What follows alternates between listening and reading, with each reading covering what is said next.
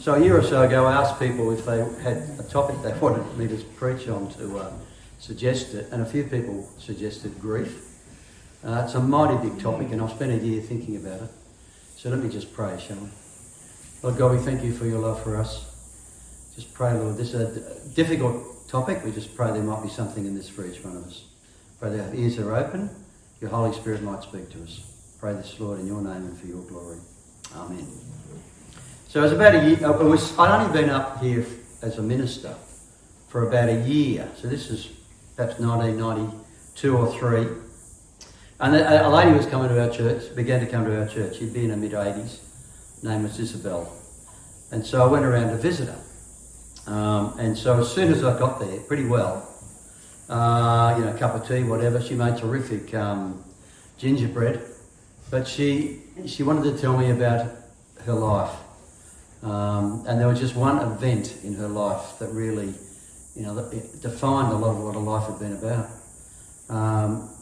About 60 years earlier, when she was just a young mother, she had a son, 12 years old, and he in Scotland. And he used to get the bus home, and he used to ride on the back of the bus and just sort of hold onto the bar. Not a wise thing to do. But anyway, he slipped, and he fell off the bus and hit his head on the gutter. And, remember the two police ladies turned up at the door. And that changed her life. She wanted to tell me this was important that I know this. I didn't really know what to say. She didn't cry at all. I think she'd cried too many tears. I cried. But, it's funny, I get a little bit emotional thinking about it now. I didn't really know what to say. What do you say to somebody whose life can just change so quickly in a moment? Everyone experiences grief of some type, some kind in their life. It might not be like that, but it can be the loss of a pet, or a marriage, or a job, or various different things that can very quickly make your mind that might be, healthy and positive, turn into pretty well a barren desert. And so you it can happen very quickly. You think, well, how do I get out of this? How do I progress in my life? So I found ministry up here. I came as a minister in 1991, straight out of Moore College, fresh, no experience whatsoever. And I found it pretty tough. And after I'd been here for about 10 years, the lady that I'd been really important working with here, Linda, she died. And I just was suffering. Looking back, I can see that it grew. It wasn't immediate. But this idea that I'd failed as a minister. Church didn't grow. People came and went. People grizzled. There's all sorts of ways to explain it. But I went through a grief of sorts as I look back. I got shingles. I got depressed. I got miserable. And this is 23 or 4 years ago. So it's a while ago. Preparing this, I've been sort of thinking about that experience in my life. The things that made me happy didn't make me happy anymore. So Helen didn't really understand what was happening because I didn't really understand what was happening. And so I consider myself fairly resilient. So I thought, how do I get out of this? So I went to the doctor, didn't end up having any tablets of any sort. Went for counselling. I just simply had to work my way through it. And I did. It's interesting. Two things happened at that time. Firstly, I did a counselling degree. I did a Masters of Counselling at Wesley Institute between 2005 and 2007. I didn't go there to learn how to help other people. I went there to try to sort myself out. And I learned a lot from the course. It helped me. It also helps me to identify things in other people. When I see different, I can see what's happening sometimes in their mind in a way that I wouldn't have been able to before. You become a little bit more empathetic of the struggles that other people are going through. And also about this time, I began to meet with Stephen. You all know Stephen, he's up at a convention this week. This is about 20 or so years ago. And Stephen says, I've changed a lot over the years, but we began to meet pretty well every week at that stage for a couple of hours where we would talk about what was happening in our lives and we would pray, pretty bluntly honest about the way we were feeling about things, and we'd pray for each other, and we built a friendship, which has endured. And then what would it be, 5 or so years ago, Shannon joined, or during COVID. We weren't able to get out. I remember I rang Shannon and said, would you just like to meet online with Stephen and me? And that's continued. And so, not every week, but quite often, Stephen, Shannon and I, or sometimes just 2 of us, will get together, we'll talk about our lives, what's happening, and we'll pray for each other. And if you're struggling in any way, that's been really valuable for me, I think for all 3 of us, I would say. Would that be right, Shannon? For us being able to become friends, for us to be able to really think about our lives and to be healthy, I guess, in it, more healthy anyway in our lives. And I recommend it. I do this with a number of other people, but not as often. And Helen does it with a few people. If you think you would benefit from this, just come and talk to us. We just just come and meet together to talk and to pray. The prayer, I think, is important. So I learned a lot of things through the counselling course, and one of the things, on the back of the sheet, you'll notice it's got, what's it got? The stages of grief. Now, I didn't know there were stages of grief. You might not know either. But there are. So in 1969, Elizabeth Kubler-Ross, she was observing somebody dying, and she just observed that there were stages that they went through in their grief. And there was also in their dying process. But it was also realised that in grief as well, people go through stages. They go through, as is listed, you might like to read that through sometime. Denial, anger, bargaining, depression, and then acceptance. Some people have 7 stages, some people even up to 13 stages. But people go through these different stages as they progress through their grief. So as you'd expect, each person goes through a different journey, not the same for each individual person. Even if it's a couple going through the same sort of grief.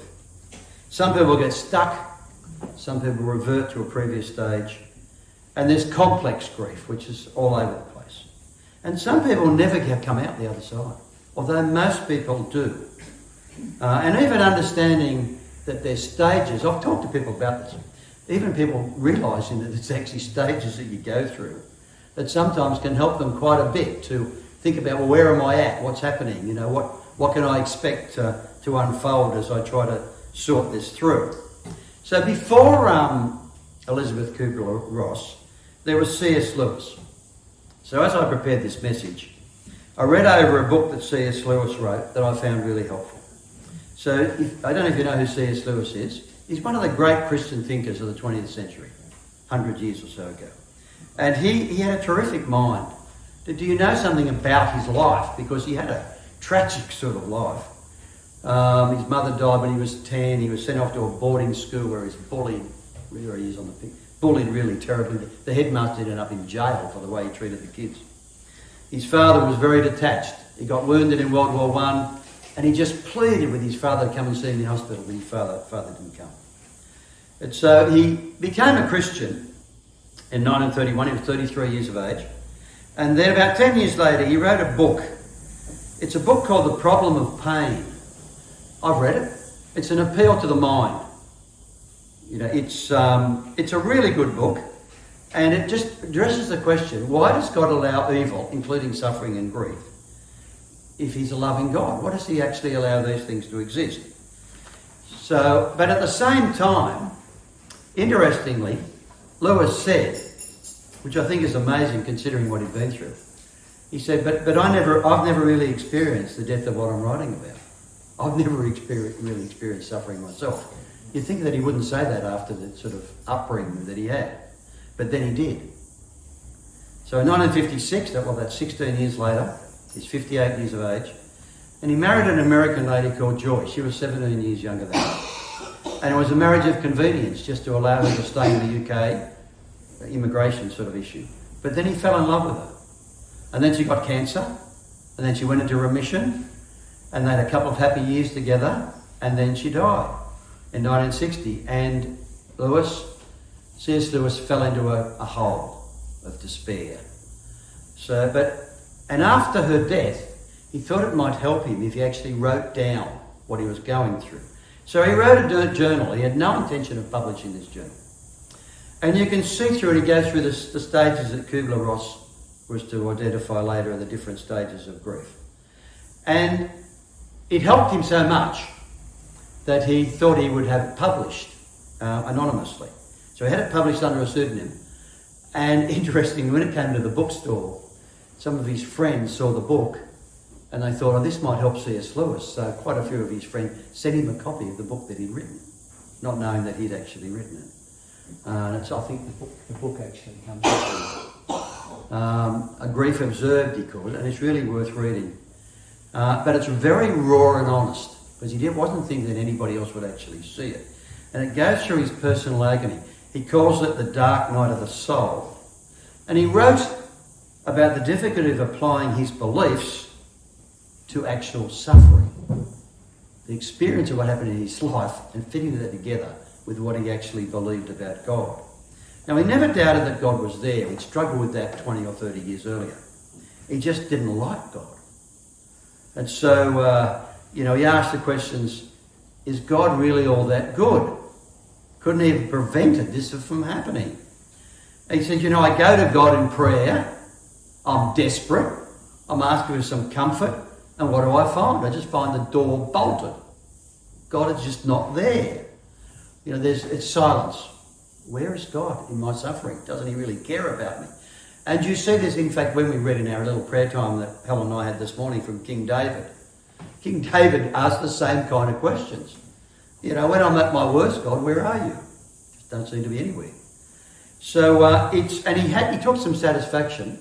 So if you've been through the grief process, you may identify with a little bit of what he wrote, and I really recommend you read it. It's a great book, and I've enjoyed reading through it very much. At first, he got satisfaction out of hurling abuse at God. He just told him every horrible thing about God he could possibly. I hate you, and why are you doing this to me? And he just felt better. Later on, he said, I didn't really mean any of those things. I just wanted to try to hurt God if I could, because of the way that I felt he was hurting me.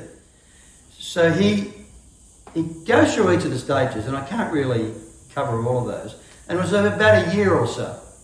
Seems like a long time, but for some people it could take years. It was about a year or so before he could actually see anything positive about his life, before he was actually able to smile again and to think some positive things about the experience that he'd had with joy.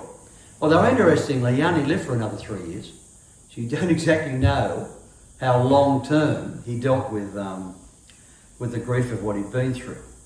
So he's a great writer, and it just shows the struggles of a Christian, a deep Christian thinker, trying to deal with the issues of grief. And I found it helpful because it caused me to look back over some of the things that I'd been through. And it seems almost distant, 20 plus years ago, but I thought it was just a good experience to think about some of the stages that I went through and to consider them. Just one little, and this is my summary of it, he talks about what happened. He said, I felt like I was in a darkened room, alone, abandoned. Everything's pitch black. And then, like twilight, let's get the twilight. Like twilight, I became aware of things around me. And as the light slowly dawned, I realised that someone was sitting there beside me. And that person, who he means Jesus, had been there all along. And he began to feel his relationship with God, that the door was no longer shut and bolted. And then as he thought about things, he thought, well, maybe it had never been shut and bolted. Maybe that was just what I thought. I was the problem rather than God. I thought God wasn't there when he'd actually been there all along. And just thinking about C.S. Lewis, very, very intelligent mind, and he looks at, well, did anything come out of this grief that I suffered? And not everyone's going to think like this. But he was able to say, looking back, well, I feel like my mind, my horizon of the way that I thought was like a house of cards. And it really needed to be a few cards taken away and pulled down so that God could actually rebuild something stronger. And he saw that there had been some purpose in his suffering, even though you don't know deep down how he actually came to terms with it long term. It can really leave a scar, even though people do recover. So let's go to the Bible for a minute. I mean, how well do you know the Bible? Is there grief in the Bible? Well, of course there is. It's I read through each of these, but there's no time to look at any of them. So you've got Joseph grieving over the way the family treated him and being separated from his family in Egypt. You've got Elijah and Elisha. Now that's one I really wasn't expecting, but Elisha grieving when he's told Elijah's going to be leaving him. And it's interesting to read a definite grief in Elisha. David, King David, on a number of occasions. Naomi and Ruth. In Ruth, remember Naomi? She lost her husband, she lost 2 sons, she's in a foreign land, she's broken. And she says, call me Mara, which is like suffering or grief. And there's a sermon on each of these. Maybe there's a sermon on each of these sometime in the future. The grief of these different people. And there's Job. Now, if you know the book of Job in the Old Testament, Job is a strange story. And it turns out it's a contest between the devil and God, where the devil says to God, just take everything away from Job, because you're looking after him too much, and he'll curse you. So all his children are killed, he loses all his possessions and his health, and he sits in the gutter, covered in boils, feeling sorry for himself. There he is. There's his wife saying, why don't you just curse God and die? But he won't.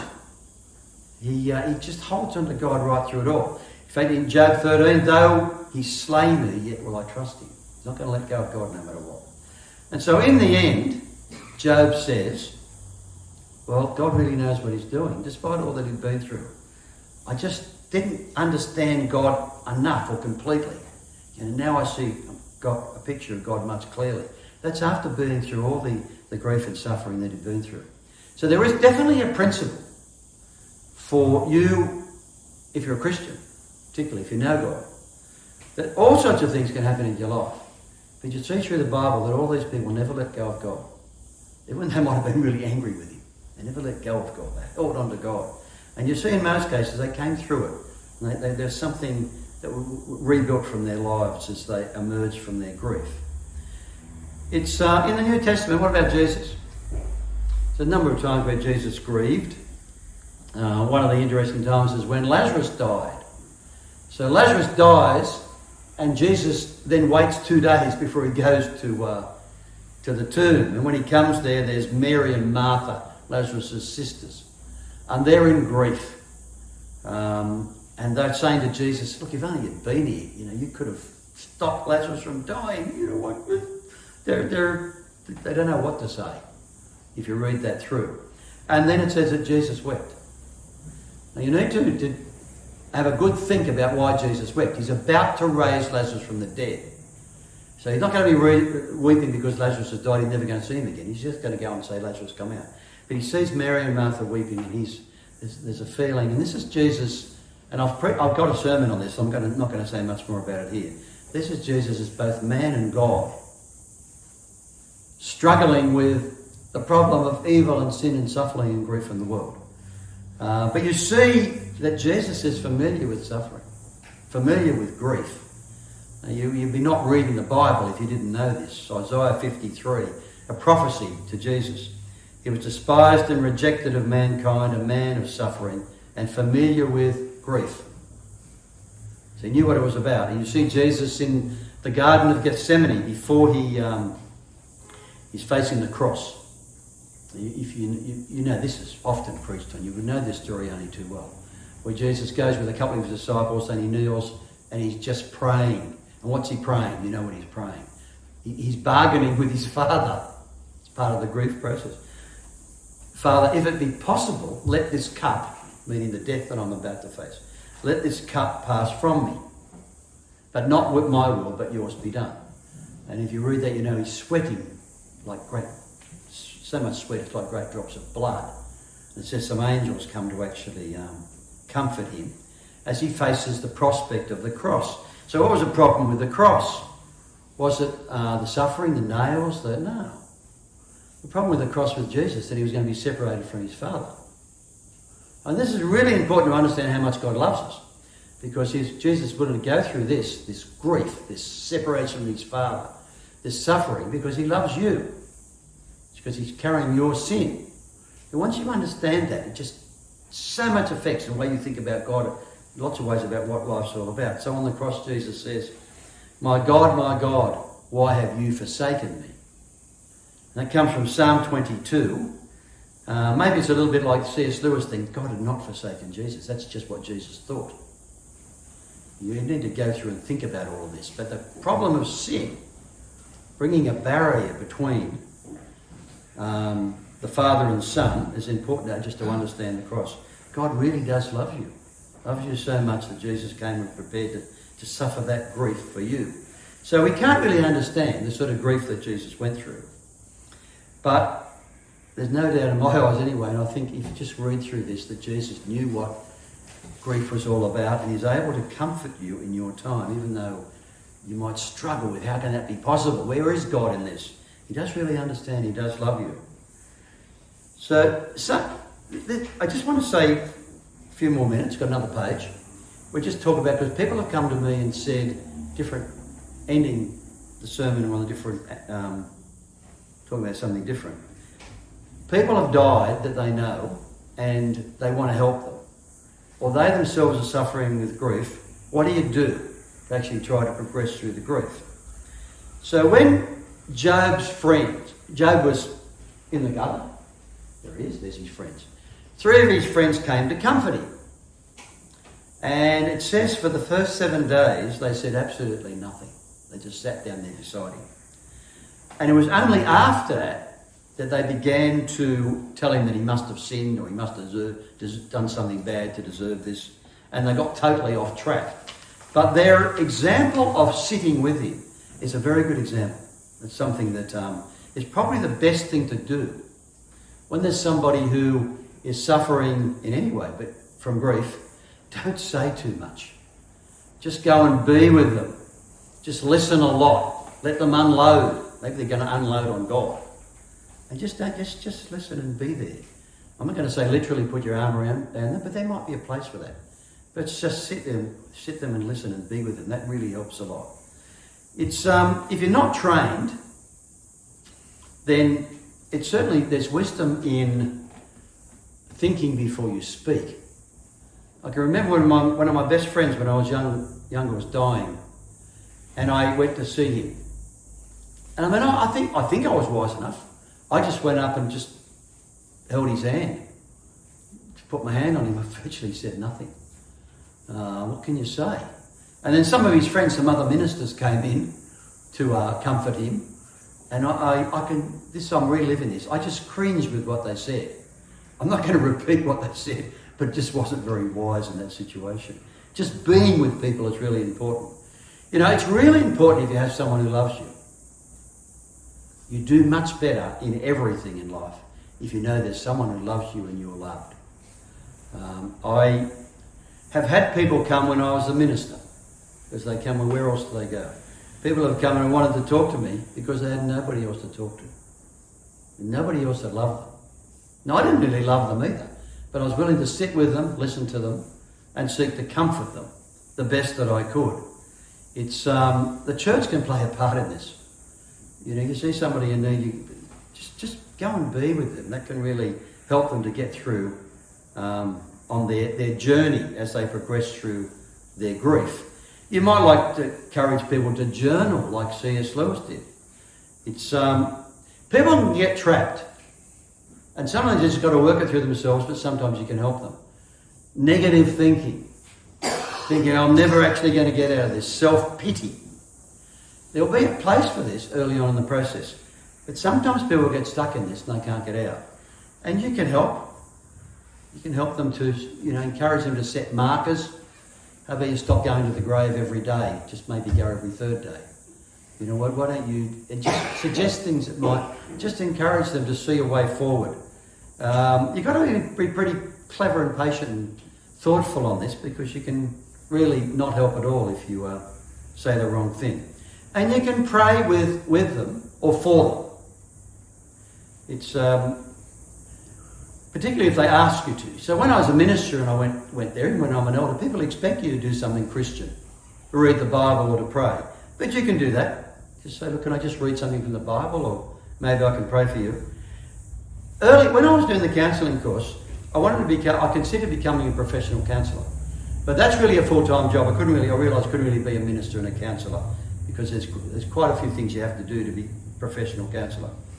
But if you're a professional counsellor, you commit to say nothing to the person that you're trying to help about faith at all, unless they bring it up. So that was just never going to work for me, because I'm a Christian. And I know that in most cases, I know in every case, that Jesus in the situation will help.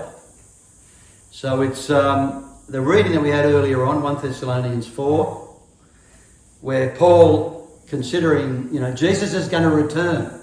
So how does this affect us? And 1 Thessalonians 4, we do not grieve like those who have no hope. And it should be different for those who see that Jesus has a plan for the world and for you personally, and that he's going to bring things to a wonderful, positive conclusion. And if you know him, you're part of that plan. And you see the difference most starkly at funerals. So I might have done 50 or 60 funerals, I don't know. But you see at a Christian funeral when people have hope, it's very different to a funeral where all people have is memories. Very, very different. When you know Jesus, it does and should make a difference. So quite a few times over the years, look, I've just literally fallen on my knees and cried out, God help me, I'm struggling. I don't find that a quick fix, but it's helped me immensely to cope. So this is what I would say to anybody. If you're struggling in any way, get on your knees and say, God, put your arms around me, I just need you to get me through this. That's what he's there for. He really does love you. Even though at times you'll wonder, why on earth am I actually going through this? So people do rebuild their lives. With or without God, people will rebuild their lives. Normally, there are exceptions, but they mostly will after this trauma of their souls.